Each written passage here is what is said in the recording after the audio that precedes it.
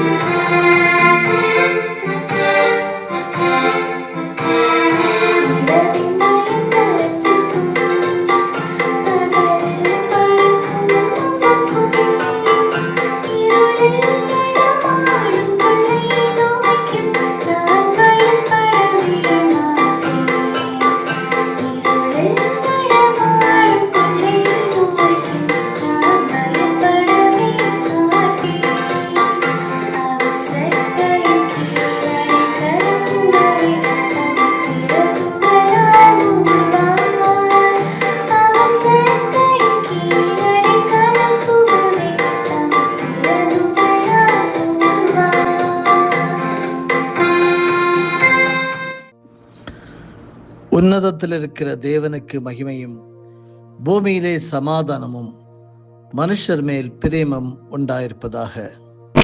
இது கர்த்தர் உண்டு பண்ணின நாள், இதிலே களிகூர்ந்து மகிழ கிடவோம். ஜெபிப்போமா.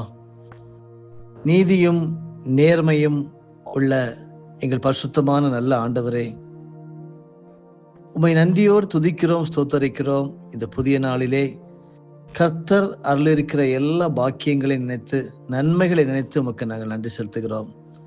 நீர் பரிசுத்தராய் இருக்கிறீர், எங்கள் வாழ்க்கையிலே போதுமானவராய் இருக்கிறீர், நீர் எல்லாம் அறிந்தவராக இருக்கிறீர். உமக்கு ஸ்தோத்திரம். உடைய நாமத்துக்கு மகிமை உண்டாகட்டும். எபினேசராக, இம்மானுவேலராக எங்களை பாதுகாத்து வழி நடத்தி கொண்டிருக்கிறீர். நாங்கள் உம்முடைய மறைவிலே, செட்டைகளின் நிழலிலே நாங்கள் தங்கி தாபரிக்க எங்களுக்கு ஒரு வாய்ப்பு கிடைத்திருக்கிறது. நன்றி. இன்றைக்கு நீங்க தினம் ஒரு சத்திய வார்த்தையின் மூலமாக எந்த புதிய காரியங்களை எங்களுக்கு கற்றுத்தர இருக்கீங்களோ அதை கற்றுத்தாங்க. எங்கள் கற்றுக்கொண்டு எங்கள் வாழ்க்கையிலும் அநேகருடைய வாழ்க்கையிலும் மாதிரியாக உங்களுடைய வார்த்தைகளை பிரதிபலிக்க எங்கள் வாழ்க்கை அலங்காரமாக அமையட்டும் என்று சொல்லி எங்களை தாழ்த்துகிறோம். நீர் மகிமைப்படும். எல்லா புத்திக்கு மேலான தேவ சமாதானம் எங்கள் ஒவ்வொருடைய இருதயங்களையும் சிந்தைகளையும் கிறிஸ்து இயேசுக்குள்ளாக காத்துக்கொள்ள கடவுது. இயேசு இரட்சகர் மூலமாக ஜெபிக்கிறோம் தந்தையே, ஆமேன்.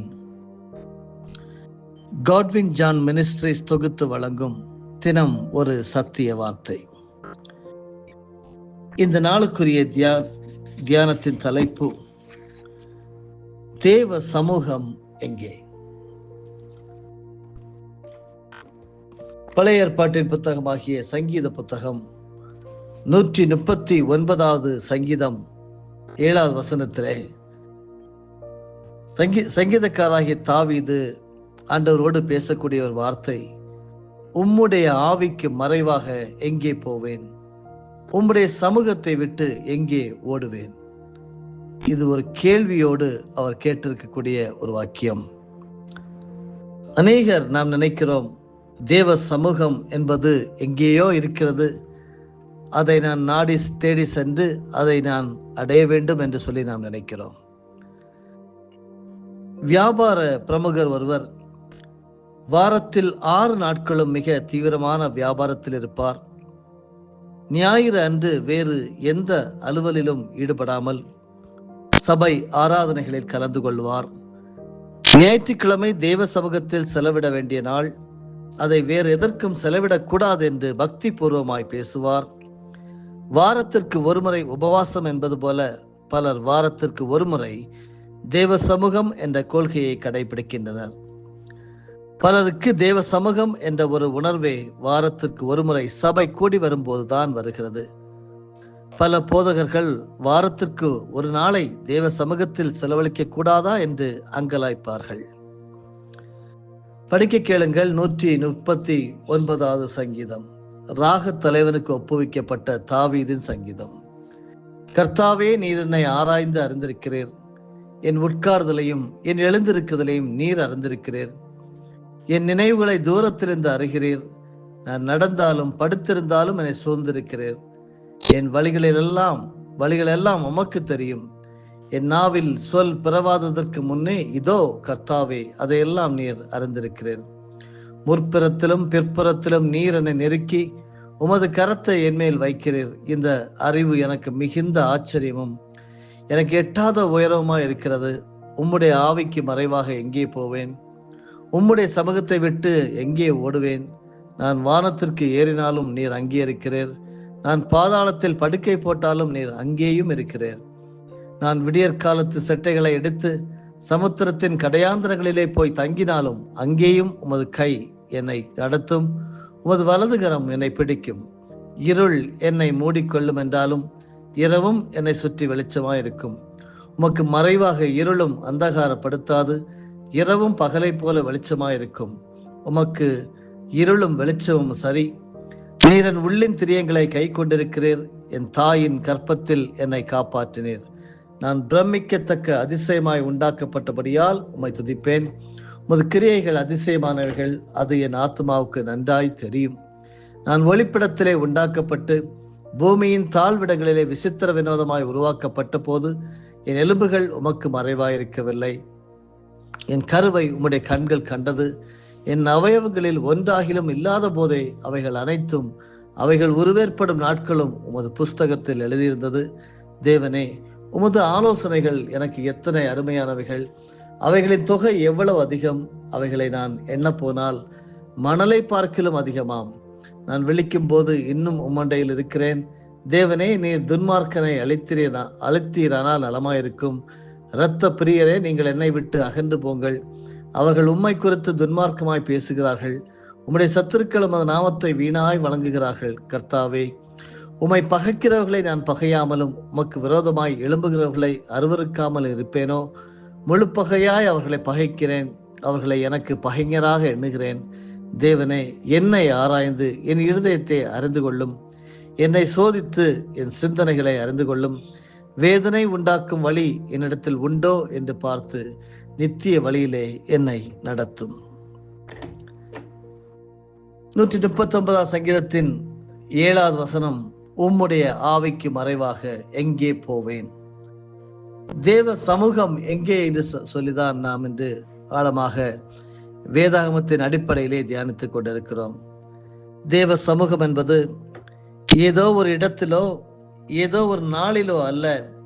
நாம் எப்போதும் தேவ சமூகத்தில் தான் இருக்கின்றோம். அருமையானவர்களே, நாம் எப்போதும் தேவனுடைய பார்வையில் எல்லைக்குள்ளே தான் இருக்கின்றோம்.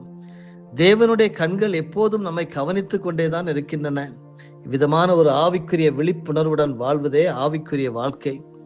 ஏதோ ஒரு நாள் தேவ சமூகத்தை தேடி ஆலயம் வருவதோ அல்லது தேவ சமூகமாக எண்ணப்படும் ஒரு இடத்தில் நாம் தங்கியிருப்பதோ அல்ல. தேவ சமூகத்தை விசுவாசிக்கும் அனுபவம், நாம் எங்கிருந்தாலும் எதை செய்து கொண்டிருந்தாலும் அங்கே தேவன் இருக்கின்றார், நம்மை கவனிக்கின்றார் என்ற உணர்வுடன் வாழ்வதுதான் தேவ சமூகத்தை விசுவாசிக்கும் அனுபவம். அநேக சபை கூடும் இடங்களிலும் ஆலயமாக எண்ணப்படும் இடங்களிலும் அதை தவிர தேவ சமூகம் இருக்கும் என்று நம்புவதால் தான் பிற இடங்களிலும் பிற நேரங்களிலும் ஆவிக்குரிய உணர்வின்றி இருக்கின்றனர். வியாபார சூழ்நிலைகளிலோ வேலை செய்யும் இடங்களிலோ குடும்ப சூழ்நிலைகளிலோ நாம் தேவ சமூகத்தை குறித்த உணர்வு உடையவர்களாக காணப்பட வேண்டும். அப்போதுதான் நீங்களும் நானும் எதை செய்தாலும் தேவ பயத்தோடும் தேவனுக்கேற்ற சிந்தையோடும் நாம் செய்வோம். உதாரணமாக பரிசுத்த பைபிளின் யோசேப்பு என்கிற அந்த சகோதரர் போத்திபாரின் வீட்டில் அடிமையாய் வேலை செய்தான். ஆனாலும் அவன் அங்கே தேவன் தன்னுடன் இருக்கிறார் என்ற உணர்வோடு வாழ்ந்து வந்தான். தேவ சமூகத்தை எப்பொழுதும் அவன் ரசித்து வந்தான், ஆராய்ச்சி செய்தான். எனவேதான் யாரும் பார்ப்பதற்கு வாய்ப்பில்லாத சூழ்நிலையிலும் யோசேப்பு பாவம் செய்யாமல் தன்னை காத்து கொண்டான். அருமையானவர்களே, இப்பொழுது நமக்கு நன்றாக தெரிகிறது அல்லவா, தேவ சமூகம் என்பது எங்கேயோ ஒரு நாளிலோ அல்லது ஒரு இடத்திலோ இல்லை. அருமையானவர்களே, எப்பொழுதும் நீங்களும் நானும் தேவனுடைய சமூகத்தில் தான் இருக்கிறோம் என்கிறதை மறந்து போக வேண்டாம். அப்போஸ்தலனாகிய பவுல் தீத்துவுக்கு ஒரு கடிதத்தை எழுதுகிறார். அந்த கடிதத்திலே தீத்து 2வது அதிகாரம் வசனம் 7 அவர் சொல்லக்கூடிய வார்த்தை என்னவென்றால், நீயே எல்லாவற்றிலும் உன்னை நற்கிரியைகளுக்கு மாதிரியாக காண்பி என்று சொல்லி ஒரு ஆலோசனை கூறுகிறார். இந்த பொல்லாத பூமியிலே சரியான முன்மாதிரிகள் அல்ல, தவறான முன்மாதிரிகள் தான் இள வயதினரை எளிதாக கவர்ந்து விடுகின்றன. உயர்நிலை பள்ளிக்கூடத்தில் படித்துக் கொண்டிருந்த இளவயது பெண் எப்பொழுதும் போதுமான அளவு உடல் மறைக்காத சினிமாத்தனமான உடைகளையே அதிகம் விரும்பினாள். அவளுடைய பெற்றோர் கிறிஸ்தவ பக்தியிலும் ஒழுக்கத்திலும் அவளை வளர்க்க விரும்பினார்கள். எனவே அவளுக்காக அதுபோன்ற உடைகளை வாங்க அவர்கள் விரும்பவில்லை. அவளோ தன்னுடைய பெற்றோர் தன்னுடைய விருப்பத்திற்கு எதிராக இருப்பதை கண்டு அழுது கொண்டே இருப்பாள். அவளுக்கு கிறிஸ்தவ ஒழுக்கங்களை குறித்து சொன்னால், எங்கள் சண்டே ஸ்கூல் டீச்சர் இது போன்று உடுக்கவில்லையா, நம்முடைய பாஸ்டரின் பிள்ளைகள் இதைவிட மோசமான உடைகளை அணியவில்லையா என்று எதிர்கேள்வி கேட்பாள். எனவே அவளை சமாதானம் செய்வது அவர்களுக்கு பெரிய விஷயமாயிருந்தது. அன்பானவர்களே, இந்நாட்களில் போதக ஸ்தானத்தில் உள்ளவர்களும் மற்றவர்களை சரியான வழியில் நடத்தும் பொறுப்பில் உள்ளவர்களும் மற்றவர்களுக்கு மாதிரிகளாக திகழ வேண்டிய கடமையை அலட்சியம் செய்வது அதிகமாக இருக்கின்றது. முன்மாதிரியாக நாம் பிறருக்கு நம்மை காண்பிக்க வேண்டும். அதைதான் தீத்து 2வது அதிகாரம் முதல் 15 வசனங்களிலும் படிக்கிறோம். நீயோ ஆரோக்கியமான உபதேசத்துக்கு ஏற்றவளை பேசு. முதிர் வயதுள்ள புருஷர்கள் ஜாக்கிரதை உள்ளவர்களும் நல் ஒழுக்கம் உள்ளவர்களும் தெளிந்த புத்தி உள்ளவர்களும் விசுவாசத்திலும் அன்பிலும் பொறுமையிலும் ஆரோக்கியம் உள்ளவர்களுமாய் இருக்கும்படி புத்தி சொல்லு. முதிர் வயதுள்ள ஸ்திரீகளும் அப்படியே பரிசுத்தத்துக்கு ஏற்ற விதமாய் நடக்கிறவர்களும் அவதூறு பண்ணாதவர்களும் மதுபானத்துக்கு அடிமைப்படாதவர்களுமாய் இருக்கவும், தேவ வசனம் தூஷிக்கப்படாதபடிக்கு பாலிய ஸ்திரீகள் தங்கள் புருஷரிடத்திலும் தங்கள் பிள்ளைகளிடத்திலும் அன்புள்ளவர்களும் தெளிந்த புத்தியுள்ளவர்களும் கற்புள்ளவர்களும் வீட்டில் தரித்திருக்கிறவர்களும் நல்லவர்களும் தங்கள் புருஷருக்கு கீழ்ப்படுகிறவர்களுமாய் இருக்கும்படி அவர்களுக்கு படிப்பிக்கத்தக்க நல்ல நற்காரியங்களை போதிக்கிறவர்களுமாய் இருக்கவும் முதிர் வயதுள்ள ஸ்திரீகளுக்கு புத்தி சொல்லு. அப்படியே பாலிய புருஷரும் தெளிந்த புத்தி உள்ளவர்களுமாய் இருக்கவும் நீ புத்தி சொல்லி நீயே எல்லாவற்றிலும் உன்னை நற்கிரியைகளுக்கு மாதிரியாக காண்பித்து, எதிரியானவன் உங்களை குறித்து பொல்லாங்கு சொல்கிறதற்கு ஒன்றுமில்லாமல் வெட்கப்படத்தக்கதாக உபதேசத்திலே விகற்பம் இல்லாதவனும் நல்லொழுக்கம் உள்ளவனும் குற்றம் பிடிக்கப்படாத ஆரோக்கியமான வசனத்தை பேசுகிறவனுமாய் இருப்பாயாக. வேலைக்காரர் நம்முடைய இரட்சகராகிய தேவனுடைய உபதேசத்தை எல்லாவற்றிலும் அலங்கரிக்கத்தக்கதாக தங்கள் எஜமான்களுக்கு கீழ்ப்படிந்திருந்து எதிர்த்து பேசாமல் எல்லாவற்றையும் பிரியமுண்டாக நடந்து கொள்ளவும், திருடாமல் இருந்து சகல விதத்திலும் நல் உண்மையை காண்பிக்கவும் புத்தி சொல்லு. ஏனெனில் எல்லா மனுஷருக்கும் ரட்சிப்பை அளிக்கத்தக்க தேவ கிருபையானது பிரசன்னமாகி நாம் அவபக்தியையும் லௌகீக இச்சைகளையும் வெறுத்து தெளிந்த புத்தியும் நீதியும் தேவ பக்தியும் உள்ளவர்களாய் இவ்வுலகத்திலே ஜீவனம் பண்ணி நாம் நம்பியிருக்கிற ஆனந்த பாக்கியத்துக்கும் மகாதேவனும் நமது இரட்சகருமாகிய இயேசு கிறிஸ்துடைய மகிமையின் பிரசன்னமாகுதலுக்கும் எதிர்பார்த்து கொண்டிருக்கும்படி நமக்கு போதிக்கிறது. அவர் நம்மை சகல அக்கிரமங்கள் என்று மீட்டுக்கொண்டு தமக்குரிய சொந்த ஜனங்களாகவும் நற்கிரியைகளை செய்ய பக்தி வைராக்கியம் உள்ளவர்களாகவும் நம்மை சுத்திகரிக்கும்படி நமக்காக தம்மை தாமே ஒப்புக் கொடுத்தார். இவைகளை நீ பேசி போதித்து சகல அதிகாரத்தோடும் கடிந்துகொள். ஒருவனும் உன்னை அசட்டை பண்ண இடம் கொடாதிருப்பாயாக. அன்பானவர்களே, முன்மாதிரியாக நாம் பிறருக்கு இருக்கிறோமா? அதை தான் இப்பொழுது கேட்டோம். அக்காவும் தம்பியும் வாய்க்கு வந்தபடி பேசி சண்டையிட்டுக் கொண்டிருந்ததை கண்டு பெற்றோர் கண்டித்தனர். அதற்கு அவர்கள், உங்களுக்கு மட்டும்தான் இரவும் பகலும் சண்டையிட உரிமை உள்ளதா என்று கேட்டார்களாம். ஆன்மீக களத்தில் உள்ள பலரிடம் வாயில்தான் ஆன்மீகம் இருக்கிறதே அன்றி வாழ்க்கையில் அது இல்லை. எனவே பிள்ளைகளுக்கு நல்ல முன்மாதிரிகளாக அவர்கள் இல்லை. பல பெற்றோர்கள் கூட தவறான கவர்ச்சி உடைகள், ஆடம்பரங்கள், அரட்டைகள், தவறான வாழ்க்கை முறைகள் ஆகியவற்றால் பிள்ளைகளை கெடுக்கும் மோசமான முன்மாதிரிகளாக விளங்குவது வேதனைக்குரியது.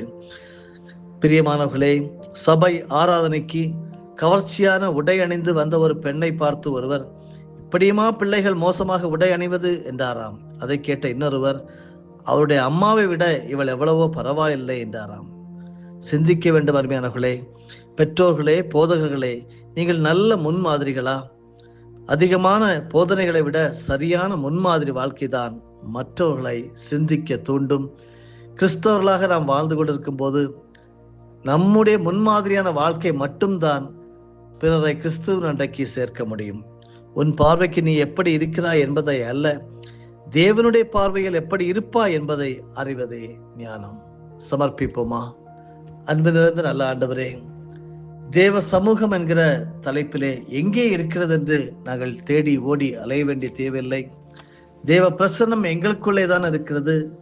நாங்கள் எங்கேயும் போக தேவையில்லை. அது ஒரு இடத்திலோ ஒரு நாளிலோ அல்ல, எப்பொழுதும் நாங்கள் தேவ சமூகத்தில் தான் இருக்கின்றோம் என்கிறதை ஒரு முறை கூட புரிய வைத்தீர். நன்றி ஆண்டவரே. உம்மை விட்டு தூரமாக இருக்கிறோம் என்றால் சமாதானத்திற்கும் சந்தோஷத்திற்கும் அருகில் நாங்கள் இருக்க முடியாது என்கிறதை இந்த வேதாகமத்தின் பகுதிகள் மூலமாக நாங்கள் கற்றுக்கொண்டிருக்கிறோம். நாங்கள் ஆண்டவரே பிறருக்கு எங்களை காண்பிக்கும்படியாக, ஒரு முன்மாதிரியான வாழ்க்கை வாழும்படியாக, எல்லாவற்றிலும் ஆண்டவரே உம்மை முன்குறித்து நாங்கள் காரியங்களை செய்யத்தக்கதாக, அப்போஸ்தலனாகிய பவுல் தீத்துக்கு எழுதும் போது, நீயே எல்லாவற்றிலும் உன்னை நற்கிரியைகளுக்கு மாதிரியாக காண்பி என்று சொல்லியிருக்கிற போல, அப்படி நற்கிரியைகளுக்கு நாங்கள் மாதிரிகளாக காண்பிக்கத்தக்கதாக எங்களை அர்ப்பணிக்கிறோம். ராஜா, கர்த்தாவே உதவி செய்யும். எங்களை பார்த்து அநேக கிறிஸ்துவின் அண்டை வர கர்த்தர் உதவி செய்கிறார்கள். பொறுப்படுத்திக் கொள்ளும். மகிழ்ச்சி நாளாக, வெற்றி நாளாக அறிவிக்கிறோம். இயேசு கிறிஸ்துவின் மூலமே ஜெபிக்கிறோம் ஜீவனுள்ள பிதாவே, ஆமென். என் ஆத்துமாவே கர்த்தரை ஸ்தோத்தரி, என் முழு உள்ளமே அவருடைய பரிசுத்த நாமத்தை ஸ்தோத்தரி. என் ஆத்துமாவே கர்த்தரை ஸ்தோத்தரி, கர்த்தர் செய்த சகல உபகாரங்களையும் மறவாதே. ஆமென்.